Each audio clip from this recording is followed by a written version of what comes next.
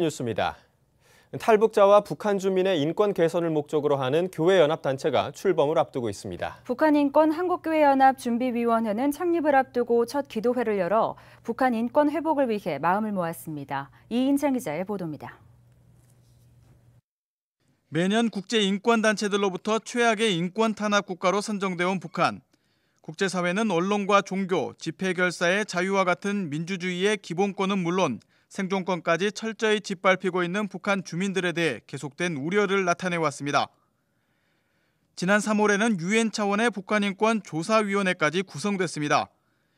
인권조사위원회는 북한의 조직적인 인권 침해를 조사하고 내년 3월 관련 보고서를 인권위원회에 제출한다는 계획입니다.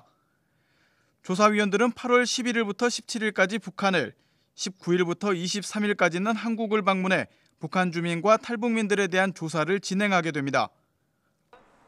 이런 가운데 한국교회 안에서도 북한 인권 보호를 위한 연대단체가 조만간 출범할 예정입니다. 중국의 강제 북송 반대 활동을 해온 탈북난민 북한구원 한국교회연합이 그 영역을 더 확대해 북한인권 한국교회연합으로 출범하기로 한 것입니다. 서울교회 이종윤 원로 목사, 세문안교회 이수영 목사, 정동제일교회 송기성 목사 등 목회자들의 발의로 추진되고 있는 북한인권 한국교회연합은 9월 2일 공식 창립을 앞두고 있습니다. 출범에 앞서 북한인권 한국교회연합은 기도회를 가장 먼저 개최하고 북한 주민과 탈북자들의 인권, 남북한 관계 개선을 위해 기도했습니다.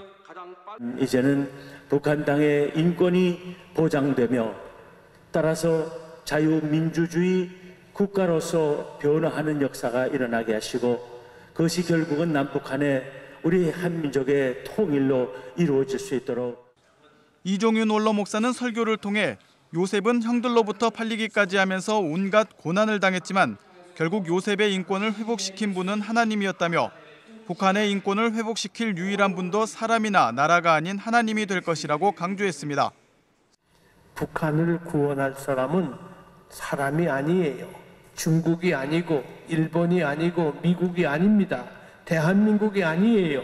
북한을 구원할 분은 오직 하나님이심을 믿습니다.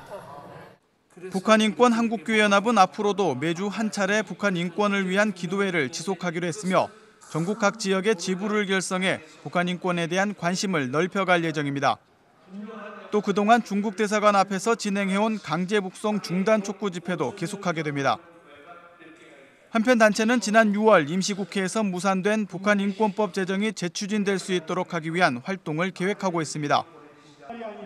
북한인권법은 북한 인권 개선을 위한 기구 설치와 민간단체 활동 지원 등의 내용을 담고 있지만 일부에서는 남북 대화에 부정적 영향을 미칠 수 있고 특정 단체에 지원이 몰릴 수 있다는 등의 이유로 반대하고 있습니다.